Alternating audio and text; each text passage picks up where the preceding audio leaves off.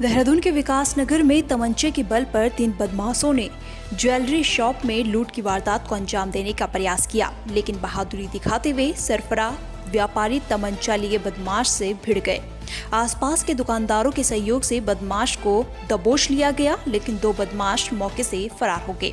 इसके बाद आसन बैराज के समीप बदमाशों के साथ हुई पुलिस की मुठभेड़ के बाद दोनों बदमाशों को पुलिस ने गिरफ्तार कर लिया है। जानकारी के अनुसार लक्ष्मणपुर चौक विकास नगर में संजीव राणा की ज्वेलर्स की दुकान है। रविवार की शाम करीब 6 बजे 3 लोग खरीदारी करने के बहाने से दुकानदार में पहुंचे। सभी ने कंबल ओढ़ा हुआ था। इस दौरान दुकान में संजीव राणा और उनकी महिला कर्मचारी भी मौजूद थी। इस बीच एक बदमाश ने अचानक तमंचा निकालकर संजीव राणा पर तान दिया। महिला कर्मचारियों को गोली मारने की धमकी दी। इस बीच तमंचा लिए बदमाश ने बट से संजीव राणा के चेहरे पर वार कर दिया। संजीव राणा भी बदमाश से भिड़ गए। उनकी बदमाश के साथ करीब 2 से 3 मिनट तक हाथापाई हुई।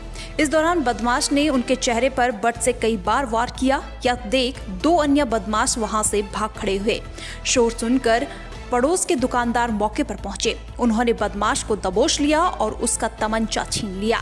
साथ ही बदमाश की जमकर धुनाई कर दी। बदमाशों की बाइक डाक पत्थर तिराहा के निकट स्थित दुकान के बाहर से बरामद हुई है। कोतवाली प्रभारी राजेश साहा ने बताया कि पकड़े गए बदमाश से पूछताछ की जा रही है।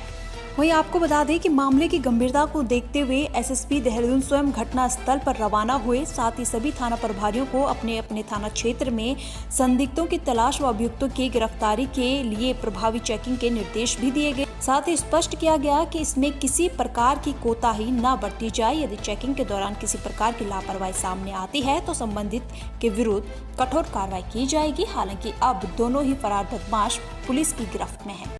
ये राणा ज्वेलर्स जी के यहाँ पर 3 बदमाश नकाबपोश पहुँचे थे वहाँ पर, और इन्होंने वहाँ पर ज्वेलरी शॉप को लूटने का अटेम्प्ट किया और तत्काल इनके द्वारा जो भी था इन्होंने रिएक्ट किया और एक बदमाश से हाथापाई की होगी। सूचना पर पुलिस भी मौके पहुँची और एक बदमाश को गिरफ्तार किया गया। जो प्राथमिक पूछताछ में जैसी सूचना मिली तो तत्काल पूरे शहर देहात में चेकिंग का अभियान चला दिया गया। सारे बॉर्डर सील कर दिए गए थे।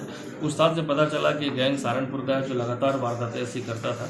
इसके आधार पर सहारनपुर से तत्काल वहाँ की एसओजी और सभी से इनपुट लेने के बाद फिर चेकिंग अभियान चला गया। जो हुलिया में मिला था उसके आधार पर सभी टीमें लगातार लगी हुई थी और आसन बैराज के पास चेकिंग के दौरान जब ये बदमाशों को रोका गया तो ये वहाँ पर इकट्ठा थे एक खंडर के पास, वहाँ एक खेत के मैदान के पास, और इनके द्वारा फायर किया गया। तो उसके बाद जवाबी फायर में एक बदमाश जहांगीर है, इसके पैर में 2 गोली लगी और एक सुबोध करके और एक नवीन, 3 लोग इसमें अरेस्ट हुए थे। इसके 1 गोली लगी। इस पर जब पूरी पूछताछ के बाद अभी तक जो हमें प्राथमिक जानकारी मिली है कि इस गैंग के ऊपर खासकर जहांगीर जो अभी जो बदमाश इसकी 2 गोली लगी है, इस पर 21 मुकदमे अभी तक वेरीफाई हुए हैं जो सहारनपुर डिस्ट्रिक्ट से है और वहाँ मंडी थाने में भी लूट डकैती के इसको मुकदमे हैं। पहले भी पुलिस मुठभेड़ में इसको गोली लगी थी।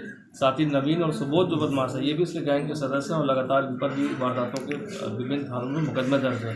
चूँकि अभी सारी इन्फॉर्मेशन शेयर की जा रही है, सहारनपुर पुलिस और एसओजी भी यहाँ पर पहुँच के पूछताछ करेगी तो सारा निकल के आएगा कि कहाँ कहाँ इन्होंने वारदातें करी। लेकिन अभी तक इनके 21 मुकदमे की जानकारी अभी पुलिस से मिल पाई है। ऐसी ही अन्य खबरों के लिए चैनल को सब्सक्राइब और लाइक करें।